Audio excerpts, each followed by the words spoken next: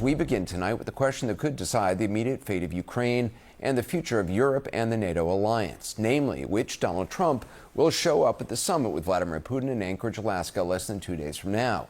Will it be the one who spoke today with Ukraine's Volodymyr Zelensky and European leaders, telling them, sources say, that he would not negotiate Ukrainian territory with Vladimir Putin? Or will the Donald Trump who shows up Friday be the one who just 2 days ago said he might be okay with the idea of Ukraine having to give up some of its territory for peace? There'll be some land swapping going on. I know that through Russia and through conversations with everybody, to the good, for the good of Ukraine. Good stuff, not bad stuff. Also, some bad stuff for both. He didn't specify who would be negotiating that land swapping, as he called it. He also did not acknowledge that the land in question was taken by a foreign aggressor. He did, however, add that, quote, "We're going to see what the parameters are, and then I'm going to call up President Zelensky and European leaders." Today, the president warned yet again of potential severe consequences for Russia. Will Russia face any consequences if Vladimir Putin does not agree to stop the war after your meeting on Friday? Yes, they will. Yeah. What will the consequences There will be be? consequences. Sanctions, tariffs? There will be, I don't have to say, there will be very severe consequences. The president also said that if all goes well at the summit, he'd like to immediately arrange a follow-up. And we'll have a quick second meeting between President Putin and President Zelensky and myself if they'd like to have me there. The president said Friday's summit would be setting the table for this second meeting. His press secretary calls it a listening exercise for him, and the White House has been downplaying expectations for the last several days. For Russia's part, a Kremlin foreign ministry spokesman says Moscow's position is unchanged. It's not dropping any territorial claims on eastern Ukraine, and a close Putin aide says that a second meeting following Alaska is expected to take place on Russian soil. I want to go to CNN chief White House correspondent and anchor of The Source, Caitlin Collins. So what else did the president have to say about this summit? Well, I think, Anderson, really the question are what the president's expectations are or strategy is going into this summit. And today, one thing he made clear about a potential trilateral summit that would happen with Putin, Trump, and Zelensky coming after this. He said he would like for it to happen quickly, but he also made clear, Anderson, that he believes it's conditioned on what he hears from the Russian leader on Friday, and warning about those severe consequences if Putin doesn't come to Alaska preparing to end this war in Ukraine. Obviously, there's been no indication from Putin that he's prepared to do that. We've seen him continuing to strike in Ukraine. And two things that the president was asked about today stood out and kind of seemed to foreshadow what we should expect to see potentially on Friday, which is, one, he was asked if he can convince Putin to stop killing Ukrainian civilians. And he noted that he has tried to get that to happen before. They've had conversations about this. And then after those conversations between Trump and Putin ended, Russia continued striking Ukraine. And so the president seemed to suggest that he could not convince him to do that. And then on the other front, he was also asked about that new New York Times reporting about Russia breaching federal court systems here in the United States with highly sensitive national security info involved in that, and whether or not he'd confront Putin over it. He basically responded, Anderson, reminiscent of the way that he has previously on Russia interfering in U.S. elections, saying, yes, Russia hacks, the United States does it too, and the United States is better at it. And so I don't know. There are a lot of key questions going into what Friday is going to look like and what the takeaways for President Trump are going to be. Do we know what it's going to look like actually? I mean, physically? We know the base now, or, we learned last night where it's going to take place, how long it's going to be. It's at Elmendorf, yeah. I think one thing that the White House is looking at from officials I've spoken to, some of them who were around the last time Trump met with Putin in Helsinki, is always expected to go longer than it's scheduled for. We'll see the schedule probably come out likely tomorrow. Trump will leave Washington on Friday. Obviously, meetings that happen between the two of them, you typically go much longer with the Russian leader. Obviously, he talks a lot, and there are translators also in the room for part of that. The White House did confirm to me there will be a one-on-one portion with Trump and Putin in the room, likely translator as well, as we've seen before. Then it'll open up to where you'll see more aides inside the room, people like the Secretary of State, Marco Rubio, and other top national security aides. And so I think the question is, when they come out of that, one thing we don't know yet is, will it be a joint press conference like we saw in Helsinki? Obviously, we were both there covering that.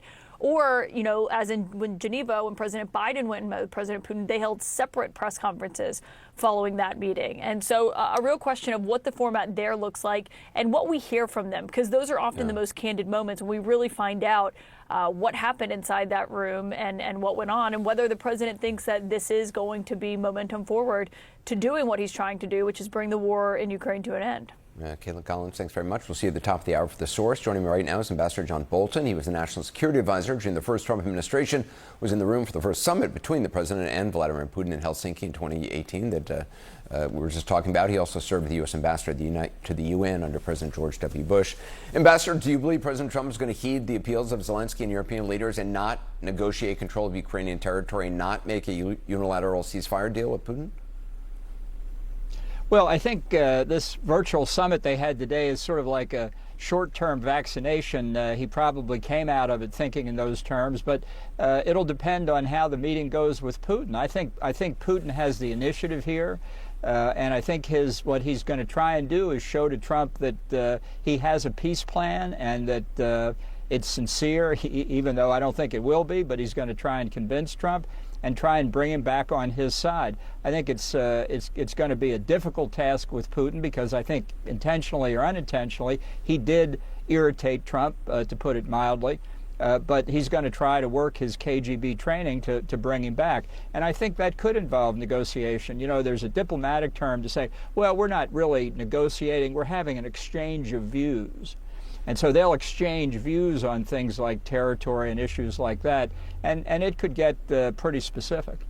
President Trump threatened Russia with severe consequences if there's not movement toward a peace deal. Do you buy that? Well, he has threatened before, obviously, tariffs on Russia, which I think the Russians think is hollow given the low amount of exports annually to the U.S., but secondary tariffs on countries primarily buying oil and gas from Russia.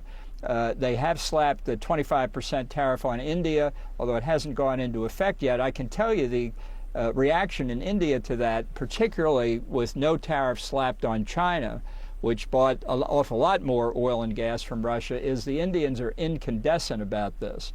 And there's talk of Putin coming to India later this year. There's talk of Prime Minister Modi of India going to China for the first time since 2018. Obviously, both Moscow and Beijing are going to try to bring India closer to them. I mean, this could have negative consequences because it wasn't well thought through.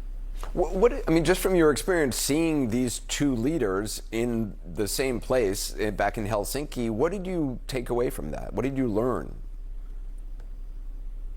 Well, in the one-on-one they had in Helsinki, not very much came out of it, which I thought was a good thing. Putin did a lot of talking about Syria. They exchanged a few things. Trump did make the point, as Putin admitted in the subsequent press conference, that the U.S. position was that the annexation of Crimea that had been carried out by Russia in 2014 was illicit.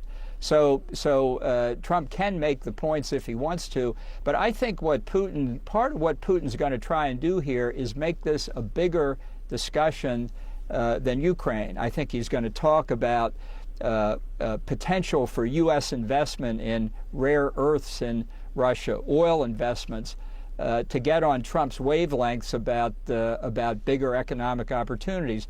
There's been speculation that Putin may come and say, we need a better bilateral relationship here. And one of the key things is that the New START nuclear weapons treaty expires in 2026. Let's agree today to start negotiations immediately on a successor treaty. I think Trump would jump at that. So, you have to watch what the bounds of the playing field are going to be. And I think Putin, as his effort to show that he and Donald are good friends again, is going to try and make it as broad as possible. CNN's reported that small groups of Russian troops have pierced parts of Ukraine's defenses in the eastern part of the country. Russia appears to be making a late push to try to get as much territory as possible before the summit. Do you think that is linked to kind of making a statement before they meet? Yeah, I think it's clearly an effort to shape the battlefield and have that affect the summit. Honestly, the Russians have been so incompetent in 3.5 years of this war. Even if they've made a breakthrough, they don't apparently teach their officers how to do maneuver warfare. This could be a significant advance, but based on 3.5 years of experience with Russian incompetence, I wouldn't put a lot into it. President Trump also said that he thinks this summit could be followed, what he said was almost immediately, by a meeting with Putin and Zelensky. Do you think that's likely? I don't think it's likely. Look, I don't think on actual substance the Ukrainian and Russian positions are anywhere close. And in fact, I think that feeds into one of Putin's alternative strategies, which is this European insistence that before there are any negotiations, there has to be a ceasefire. I think this is a trap for Ukraine, assuming, and it's a big assumption, that the Europeans can continue to supply all the military assistance that Ukraine needs. I would say they should try and have negotiations without a ceasefire, without fixing the front lines as a new line of demarcation, and particularly not put a peacekeeping force in place. Because I think if they try that, you sit down for negotiations after a ceasefire, that ceasefire line becomes the new Russian-Ukrainian border, and 20% of Ukraine is going to be behind that ceasefire line. That's not a good look for Ukraine.